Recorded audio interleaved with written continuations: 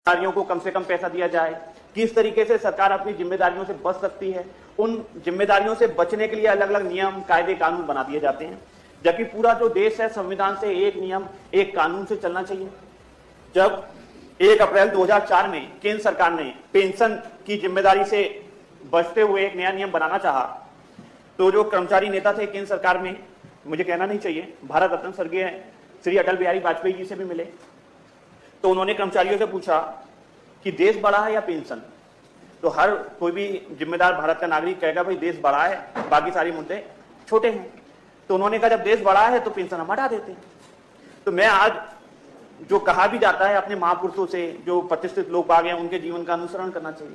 तो जब पेंशन सभी कर्मचारियों के लिए हट गई, अभी जब भी हम जनता के बीच में जाते हैं तो जनता में ये रोष रहता है कि भाई जब सबके लिए हट सकती है, नई पेंशन व्यवस्था बहुत अच्छी है, तो आप लोग भी उस व्यवस्था का लाभ क्यों नहीं लेते। जब नई पेंशन व्यवस्था इतनी अच्छी है तो मैं ये कहना चाहूंगा कि विधान परिषद में भी एक प्रस्ताव पास किया जाए, नियम कायदा बनाया जाए, या हमारे जो माननीय मुख्यमंत्री जी हैं उनसे अनुरोध किया जाए कि जो विधानसभा है, विधान परिषद है, इनको भी नई पेंशन व्यवस्था दी जाए।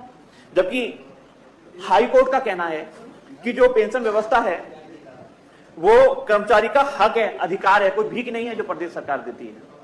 ये इसलिए भी दी जाती है कि जब 60-62 वर्ष में आदमी सही तरीके से चल नहीं सकता या किसी तरीके से बीमार है, तो ये पेंशन के माध्यम से आदमी सम्मान के साथ जी सकता है। जो भी सरकारी जॉब कर रहे हैं उन सबके माता पिताजी होंगे तो उन्हें पता होगा कि आज उन्हें हमारे सारे की, मेरे पिताजी भी सरकारी जॉब में रहे हैं, उन्हें भी पेंशन मिलती है, उन्हें मेरे किसी आर्थिक सहयोग की आवश्यकता नहीं है। तो इस तरीके से जो प्रदेश सरकार है, एक जो वृद्ध हैं उनके लिए ये पेंशन व्यवस्था पुरानी वाली चालू कर सकती है, क्योंकि नई में भी तो 10% का सहयोग दिया जा रहा है। तो कोई एक ऐसा रास्ता निकाला जाए कि जो रिटायर्ड व्यक्ति हैं कैसे सम्मान के साथ समाज में उचित धारा से जुड़ के अपना जीवन यापन कर पाएं। तो ये एक प्रदेश सरकार की भी जिम्मेदारी होती है, रास्ता आप लोगों को निकालना होता है। हम जनता से जुड़े हुए होते हैं, कर्मचारियों से जुड़े हुए होते हैं, उस आधार पे हम अपनी बात, समस्या सदन के समक्ष रखते हैं। हमें उम्मीद होती है कि जब प्रदेश की 24 करोड़ जनता एक सरकार को अपने बहुमूल्य वोट देके 250 से भी ज्यादा सीटें लेके भेजती है, तो प्रदेश सरकार अपनी जिम्मेदारी समझेगी, जो जनता की जो समस्या है उसे सहानुभूतिपूर्ण ढंग से विचार करेगी और उस पर कुछ समाधान करने का प्रयास करेगी। जब कर्मचारी का जो नई पेंशन व्यवस्था के तहत पैसा कटता है उसे यही नहीं पता उसे मिलेगा कितना, जब मार्केट के आपने हवाले कर दिया गया तो उसका भविष्य अंधकार में हो गया।